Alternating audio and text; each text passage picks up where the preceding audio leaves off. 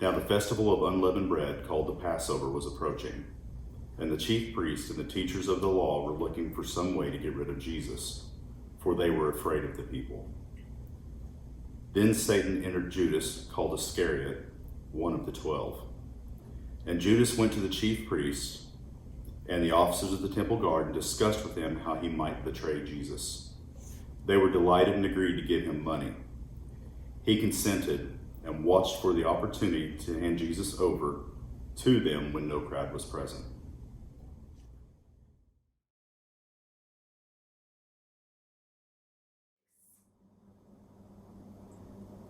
Jesus went out as usual to the Mount of Olives, and his disciples followed him. On reaching the place, he said to them, "Pray that you will not fall into temptation." He withdrew about a stone's throw beyond them, knelt down and prayed, "Father, if you are willing, take this cup from me. Yet not my will, but yours be done." An angel from heaven appeared to him and strengthened him. And being in anguish, he prayed more earnestly, and his sweat was like drops of blood falling to the ground. When he rose from prayer and went back to the disciples, he found them asleep, exhausted from sorrow. "Why are you sleeping?" he asked them. "Get up and pray, so that you will not fall into temptation."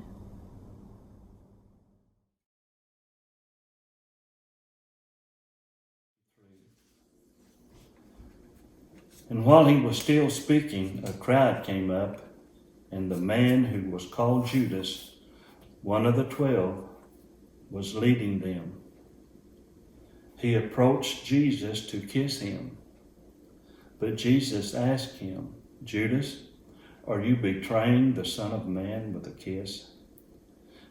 When Jesus' followers saw what was going to happen, they said, "Lord, should we strike with our swords?" And one of them struck the servant of the high priest, cutting off his right ear. But Jesus answered, "No more of this." And he touched the man's ear and healed him. Then Jesus said to the chief priests, the officers of the temple guard, and the elders who had come for him, "Am I leading a rebellion that you have come with swords and clubs? Every day I was with you in the temple courts, and you did not lay a hand on me.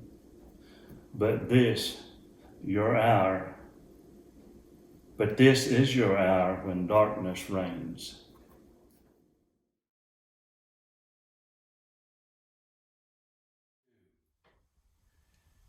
Then seizing him, they led him away and took him into the house of the high priest. Peter followed at a distance.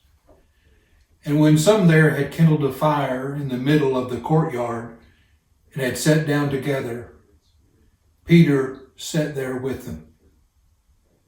A servant girl saw him seated there in the firelight. She looked very closely at him and said, "This man was with him." But he denied it. "I don't know him," Peter said. A little later, someone else saw him and said, "You also are one of them." "I am not," Peter replied.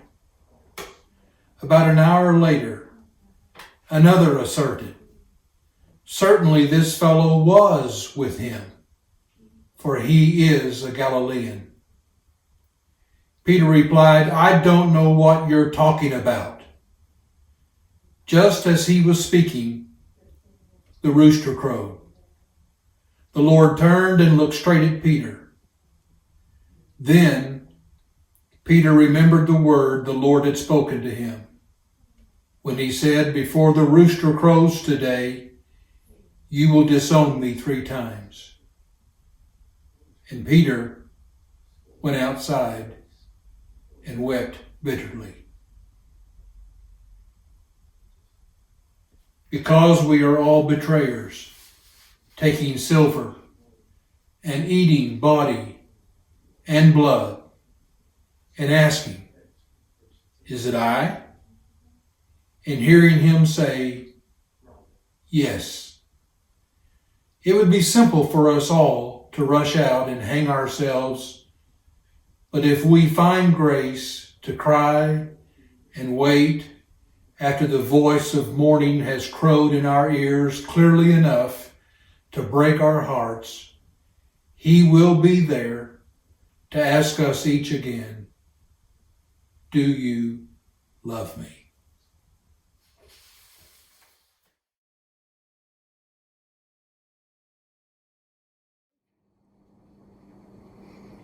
Then some stood up and gave this false testimony against him.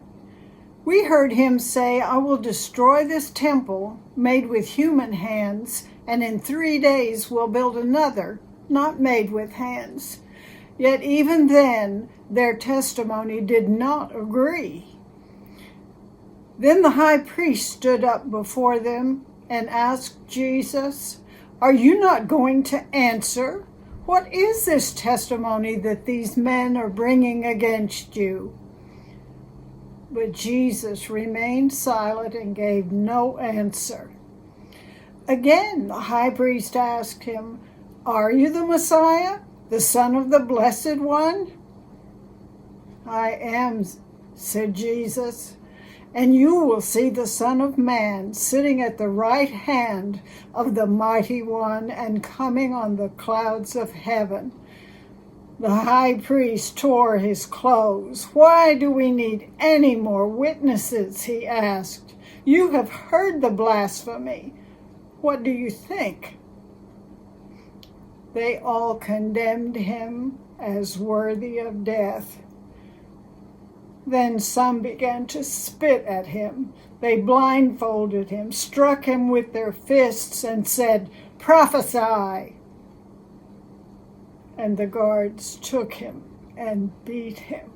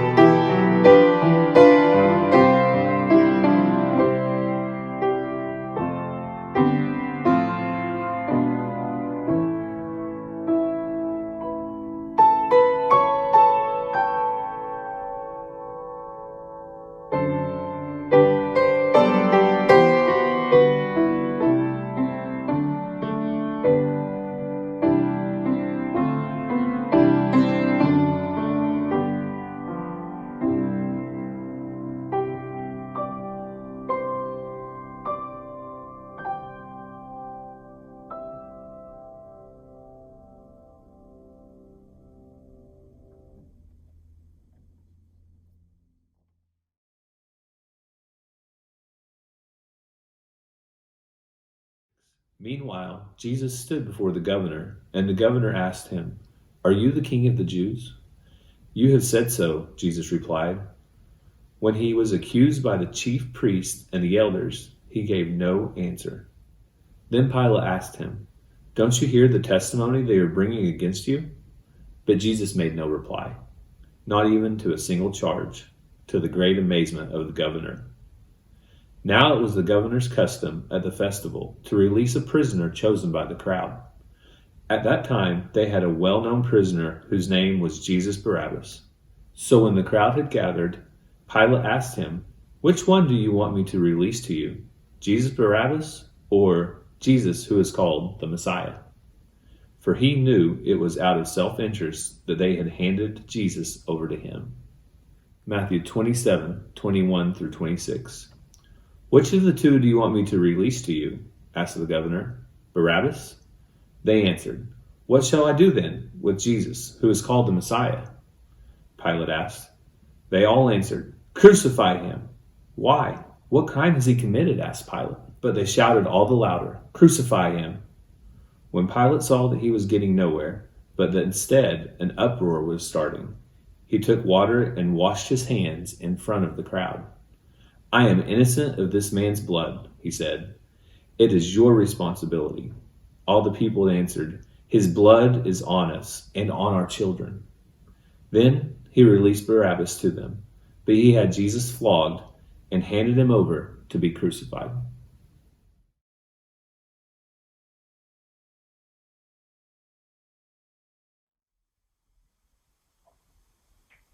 After they had mocked him, they took off the robe and put his own clothes on him. They led him away to crucify him.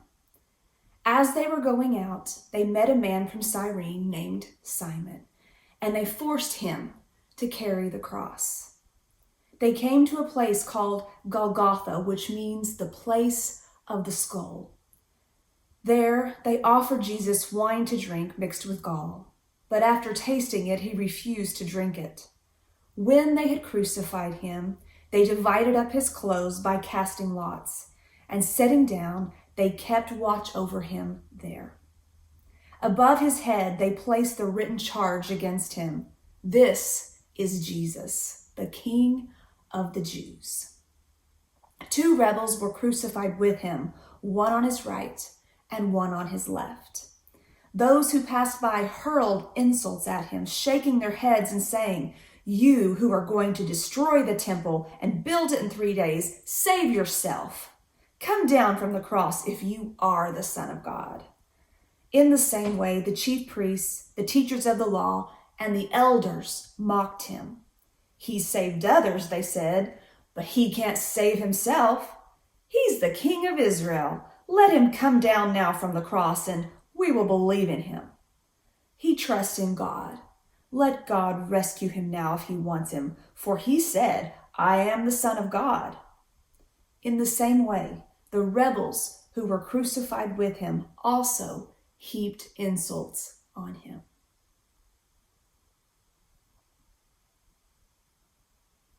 A poem called Good Friday by Christina Rossetti.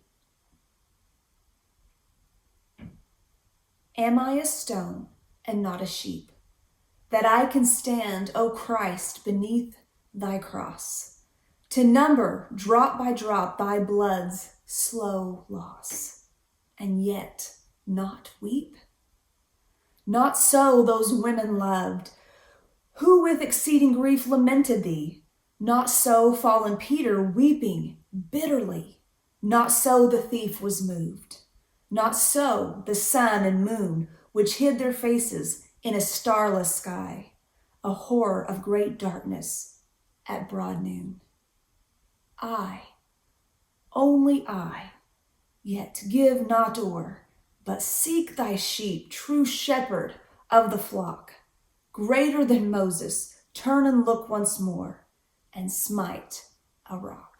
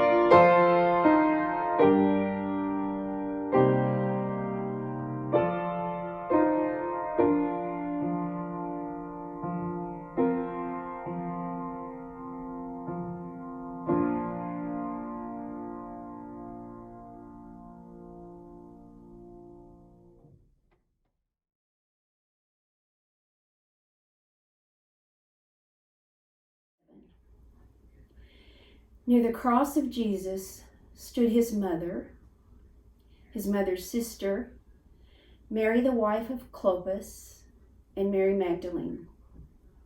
When Jesus saw his mother there and the disciple whom he loved standing nearby, he said to her, "Woman, here is your son." And to the disciple, "Here is your mother." From that time on, this disciple took her into his home. This is a poem entitled Mary Speaks by Madeline Lingle.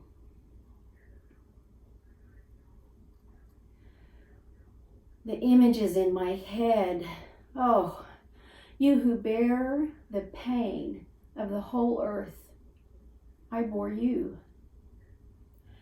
Oh, you whose tears give human tears their worth, I laughed with you. You who, when your hem is touched, give power, I nourished you. Who turn the day to night in this dark hour, light comes from you. Oh, you who hold the world in your embrace, I carried you. Oh, you who laughed and ate and walked the shore, I played with you. And I, who with all others died for, now I hold you. May I be faithful to this final test. In this last time I hold my child, my son, his body close enfolded to my breast. The holder held, the bearer bare. Mourning to joy and darkness to mourn.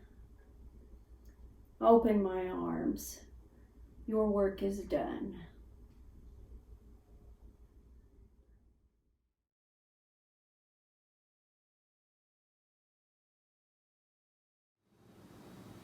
At noon, darkness came over the whole land until 3 in the afternoon. And at 3 in the afternoon, Jesus cried out in a loud voice, "Eloi, Eloi, lama sabachthani," which means, my God, why have you forsaken me?" When some of those standing near heard this, they said, "Listen, he's calling Elijah." Someone ran, filled a sponge with wine vinegar, put it on a staff, and offered it to Jesus to drink. "Now leave him alone. Let's see if Elijah comes to take him down," he said. With a loud cry, Jesus breathed his last.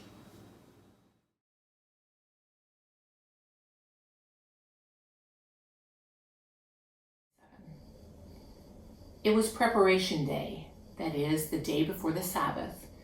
So, as evening approached, Joseph of Arimathea, a prominent member of the council, who was himself awaiting the kingdom of God, went boldly to Pilate and asked for Jesus' body. Pilate was surprised to hear that Jesus was already dead. Summoning the centurion, he asked him if Jesus had already died. When he learned from the centurion that it was so, he gave the body to Joseph. So Joseph bought some linen cloth, took down the body, wrapped it in the linen, and placed it in a tomb cut out of rock. Then he rolled a stone against the entrance of the tomb. Mary Magdalene and Mary, the mother of Joseph, saw where he was laid.